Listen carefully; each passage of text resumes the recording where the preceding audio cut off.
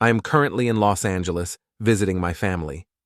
A few days ago, I was walking down one of the main street with my parents in Venice, California, when some random lonesome guy standing on the sidewalk with an iPad suddenly interrupted us and asked, "Will you help raise money for the children in Gaza?" As we kept walking, my parents did not even acknowledge him, but I looked up and said in his direction, "I'm from Israel." What I really wanted to say to him is, how bored can you possibly be that of all the things you could possibly be doing on this sunny California Sunday afternoon, you prefer to be out here alone fundraising for the quote-unquote children, not across the world, but specifically and only in a rather uninteresting tiny strip of land 7,500 miles away from this sidewalk, no less, while millions of other children across the world are and have been suffering for far longer.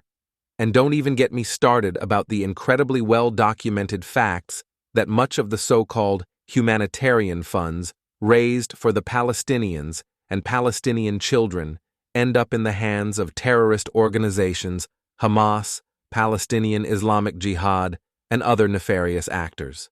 The other option is that this guy was not volunteering, but is instead being paid by some organization, ultimately financed by the Islamist Qatari and/or Iranian regimes, their Muslim Brotherhood friends or the like, which has also been incredibly well documented.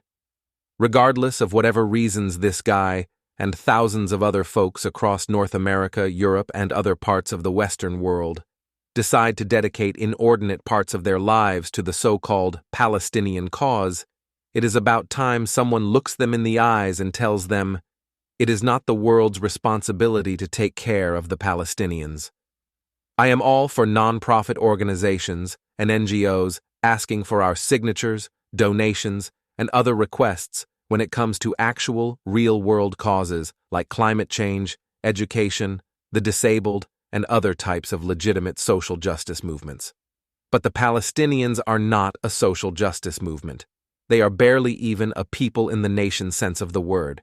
The communist Soviets manufactured the Palestinians into a people and a cause characterized by liberation, a word that sounds good to naive, gullible Western ears, starting in the 1960s as a proxy to fight the United States via democratic Israel.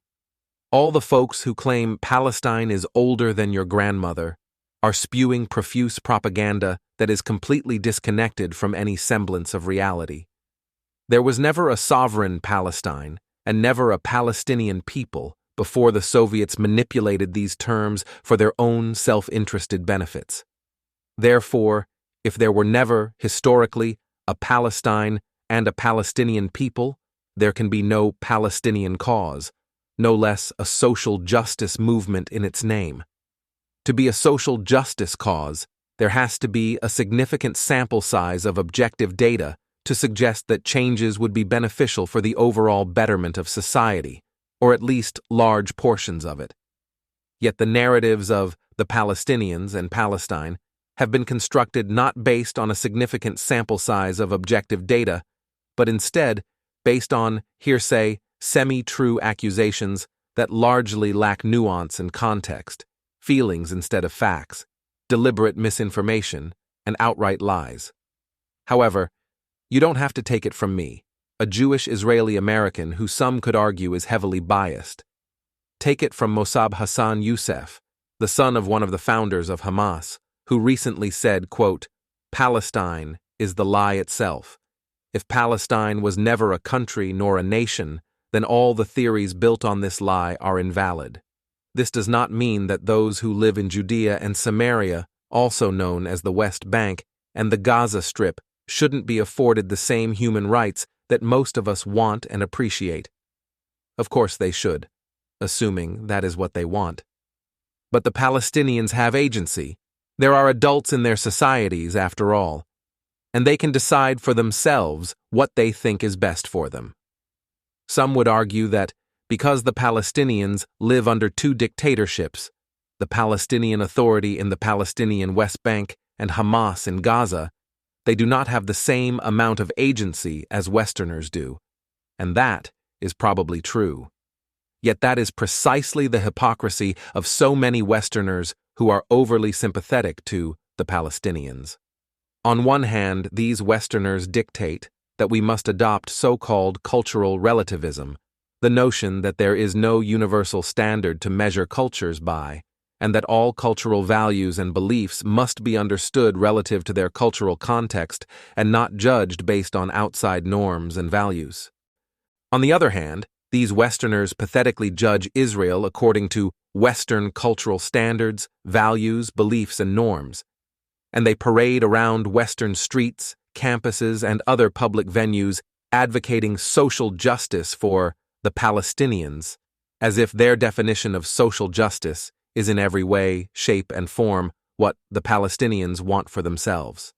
Spoiler, it is not. Maybe, just maybe, many, perhaps the majority of Palestinians think that social justice is exactly what Hamas and other Palestinian terrorists did on October 7th.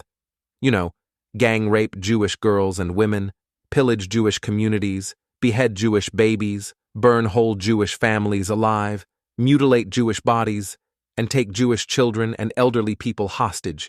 Indeed, many post-October 7th polls of Palestinians explicitly indicate that the majority of them support what Hamas perpetrated on that fateful day. And I don't know about you, but I haven't seen too many Palestinian-led public demonstrations across the world denouncing Hamas during the last several months. Quite the contrary.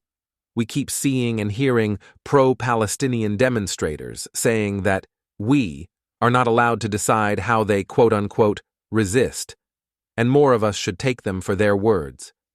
Because what they are really saying is, they view gang-raping girls and women, pillaging communities, beheading babies, burning whole families alive, mutilation, and kidnapping as perfectly acceptable and justifiable acts of resistance. But what are they resisting exactly? The blockade of Gaza? Turns out there are two countries, Israel and Egypt, that have, over the years, tightened their grip on the Strip because it has become an Islamist terrorist cesspool that destabilizes the region. If you are not holding Egypt to the same expectations to which you hold the Jewish state in this regard, that is an anti-Semitic double standard. Or are they resisting the occupation? Gaza has been fully free of any Jewish and Israeli presence since 2005. We are now in 2024. I know that some folks these days think math is quote-unquote racist, but for the rest of us, we are talking about nearly 2 decades of Gaza being a wholly independent territory. Oh wait, they must be resisting the white settler colonialist imperialist Zionist project, right? Forget the fact that Israel is neither white, nor settler colonialist, nor imperialist, nor a project. The ridiculous irony is that all the Westerners who use this argument, the white settler colonialist imperialist West, including Israel, needs to get out of the Middle East, are the same people who, crying wolf from their homes in the West, have been trying to insert themselves into the Israeli-Palestinian conflict. Perhaps it is these people who should stay in their lane.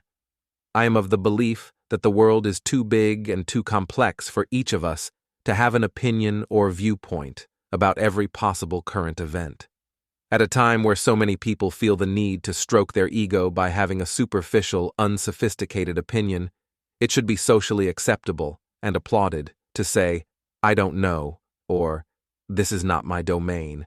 But if you feel oh so compelled to weigh in on the Israeli-Palestinian conflict from thousands of miles away, there is only one reasonable opinion to have.